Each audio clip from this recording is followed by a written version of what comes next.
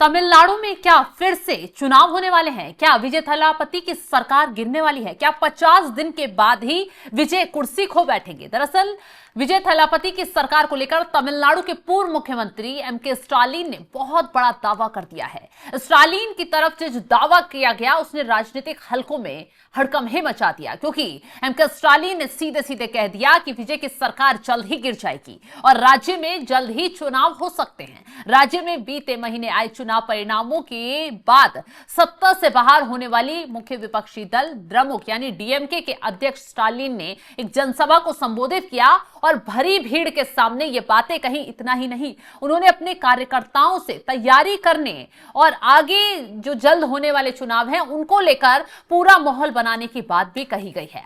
अब किस विहार पर वो इस तरीके का दावा कर रहे हैं ये तो नहीं पता, लेकिन ये जरूर कह दिया गया है कि बहुत जल्द ही मध्यावधि चुनाव होने वाले हैं, यानी उनके जरिए भविष्यवाणी की गई है कि विजय की सरकार अब गिरने वाली है। स्टालिन ने दावा किया है कि अभिनेता से नेता बने मुख्यमंत्री विजय की पार्टी टीवी के सरकार के पास बहुमत नहीं है। अगले 3 से 6 महीने के भीतर राज्य में विधानसभा चुनाव दोबारा हो सकते हैं। पार्टी कार्यक्रम में कार्यकर्ताओं में जोश भरते हुए स्टालिन की तरफ से सीधा सीधा टीवी के सरकार के आंकड़ों का गणित भी समझा दिया गया। बताया गया कि तमिलनाडु की 334 सीटों वाली विधानसभा में बहुमत के लिए कम से कम 118 सीटें चाहिए।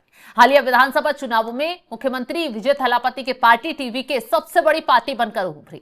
सबको उम्मीद थी कि विजय थलापति ही सरकार बनाएंगे और हुआ भी ऐसा ही, लेकिन टीवी के पास केवल 108 सीटें ही थी।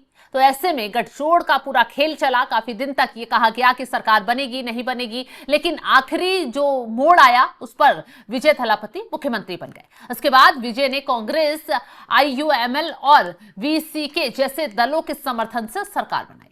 तो स्टालिन ने इन दलों का हवाला देते हुए आगे सीधे सीधे ये कह दिया कि टीवी की सरकार अपने दम पर नहीं बल्कि द्रमुक गठबंधन के पूर्व सहयोगियों के समर्थन के भरोसे चल रही है। उन्होंने ये भी कहा कि चुनाव कभी भी आ सकते हैं, ये जल्द ही हो सकते हैं। 3 महीने बाद या 6 महीने बाद चुनाव दोबारा हो सकते हैं, क्योंकि मौजूदा सरकार अपने दम पर बहुमत से नहीं जीती है। बहुमत का मतलब 334 सदस्यों में से 118 सीटें हासिल करना, लेकिन उन्होंने हालिया विधानसभा चुनावों में सिर्फ 108 सीटें जीती। स्टालिन ने यह बात दोहराई कि आगामी चुनावों को देखते हुए द्रमुक कैडरों को चुनावी मोड़ में रहने की बहुत ज्यादा जरूरत है। उन्होंने सीधा सीधा अपने कार्यकर्ताओं से चुनाव की तैयारियां करने के लिए कह दिया है। अब क्यों वो ये ऐसा कह रहे हैं और क्यों उन्हें पुराना डर दिखाई दिया कि उन्होंने जो सरकार बनाई है हमारे पूर्व सहयोगियों के साथ सरकार बनाई है। खासकर यहां पर कांग्रेस का जिक्र डायरेक्ट तो नहीं, इनडायरेक्ट किया गया। डीएमके और कांग्रेस का जिस तरीके से गठबंधन था वो गठबंधन टूटा, क्योंकि कांग्रेस ने विजय थलापति को समर्थन दिया। तो उसके बाद तो उन्होंने सीधे सीधे कहा कि टीवी की सरकार का इंजन कहां जाकर रुकेगा कोई नहीं जानता। चुनाव किसी भी क्षण किसी भी स्थिति में कभी भी हो सकते हैं।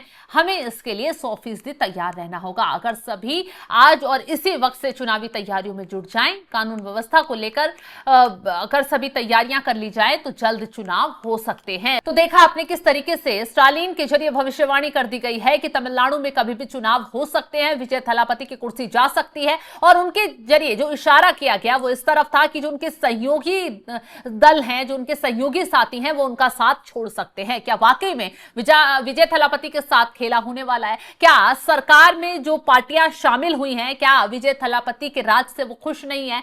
क्या विजय थलापति जिस तरीके से सरकार चला रहे हैं उससे उनके सहयोगी दल संतुष्ट नहीं है? क्या इसी वजह से ये चर्चाएं बाहर निकली हैं कि सरकार जल्द गिर सकती है? क्या ये लोग अपना समर्थन वापस ले सकते हैं? क्योंकि 118 का आंकड़ा चाहिए। विजय थलापति की पार्टी सिर्फ 108 सीटों पर चुनाव जीत पाई। लेकिन इसी बीच अब स्टालिन का यह दावा कई सवाल खड़े करता है। अब देखना दिलचस्प होगा क्या वाकई में कुछ खेल तमिलनाडु की राजनीति में होने वाला है। क्या विजय थलापति की कुर्सी जाने वाली है? क्या तमिलनाडु में जल्द 2 से 3 महीने में चुनाव होने वाले हैं? और यह दावा कितना सच साबित हो सकता है, ये देखना दिलचस्प होगा। फिलहाल इस खबर को लेकर आप क्या कुछ राय रखते हैं कमेंट बॉक्स में जरूर बताएं।